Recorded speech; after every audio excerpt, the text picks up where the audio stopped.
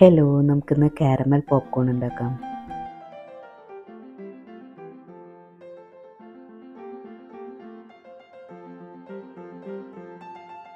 Popcorn ഉണ്ടാക്കാനുള്ള പാത്രം നമുക്ക് അടുപ്പത്തോട്ട് വയ്ക്കാം.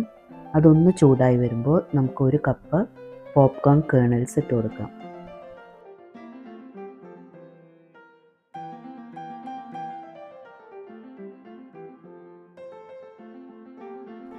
കേണൽസ് ഇവിടെ പോപ്പപ്പായി വരുന്നുണ്ട്. നമുക്കത് ക്ലോസ് ചെയ്ത് കൊടുക്കാം. പ്ലെയിൻ പോപ്കോൺ ഇവിടെ റെഡിയായി വന്നിട്ടുണ്ട്. നമുക്കിനി ഷുഗർ കാരമലൈസ് ചെയ്തെടുക്കാം. ഞാനിവിടെ ഒരു സോസ് പാൻ എടുത്തിട്ടുണ്ട്. അതിലേക്ക് 1 cup sugar, 1/4 cup honey, 100 gram butter ഇതിട്ട് നമുക്കതൊന്ന് മെൽറ്റ് ചെയ്തെടുക്കാം.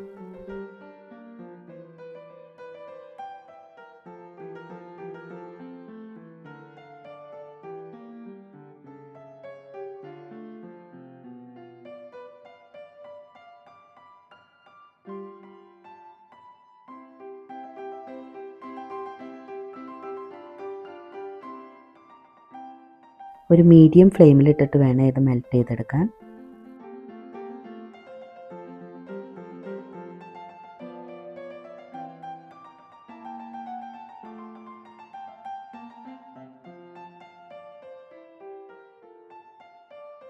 ഷുഗർ നല്ലതുപോലെ മെൽറ്റായി വന്നാൽ നമുക്ക് ഫ്ലെയിം ഓഫ് ചെയ്യാം. അതിലേക്കൊരു 1/2 ടീസ്പൂൺ സോൾട്ട് ഇട്ട് കൊടുക്കാം. 1/4 ടീസ്പൂൺ ബേക്കിംഗ് സോഡ ഇട്ട് കൊടുക്കാം.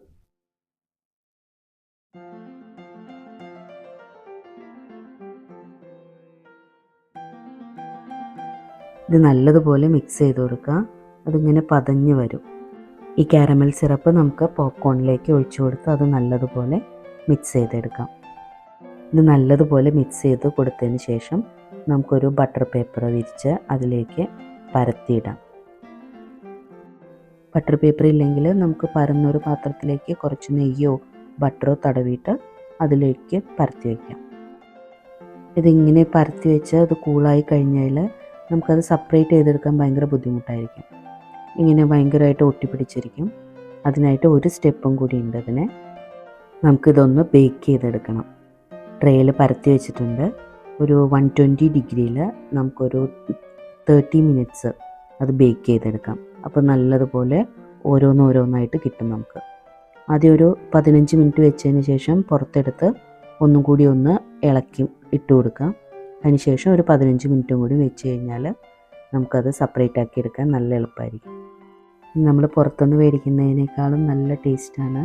കുട്ടികൾക്കൊക്കെ വളരെ ഇഷ്ടപ്പെടും. എല്ലാവരും ഒന്ന് ട്രൈ ചെയ്ത് നോക്കൂ. വീഡിയോ ഇഷ്ടപ്പെട്ടാൽ ലൈക്ക് ചെയ്യാനും ഷെയർ ചെയ്യാനും മറക്കരുത്.